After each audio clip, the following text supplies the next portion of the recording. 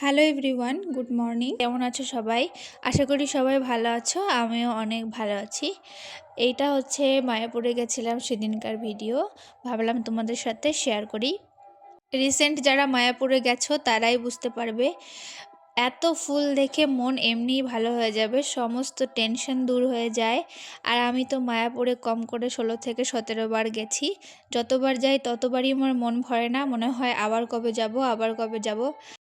মাঝে মাঝে নিজেকে অনেক লাকি মনে হয় এটা ভেবে, বাড়ির কাছে এত সুন্দর আর এত বড় একটা ধাম রয়েছে যেখানে গেলে মনের সমস্ত ক্লান্তি টেনশন সব দূর হয়ে যায়।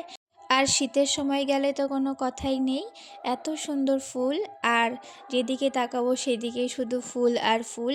কি করে যে এত সুন্দর ফুল হয় আমি বুঝতে পারি না, ওরা যে কি দেয় গাছে আমার খুব জানতে ইচ্ছা করে।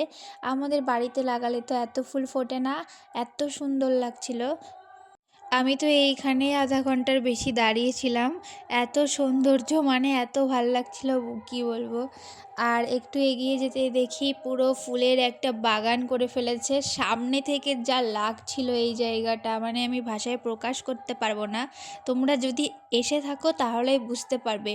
মানে মনে হচ্ছে পুরো নকল ফুলের বাগান, মানে বসিয়ে রেখেছে, এত সুন্দর। আর এই যে সেই ফেমাস জায়গা যেখানে আসলে সবাই একটা অন্তত ফটো তুলবে। এই জায়গাটা সত্যিই খুবই সুন্দর। আর এখানেই সবাই বেশিরভাগ বসে।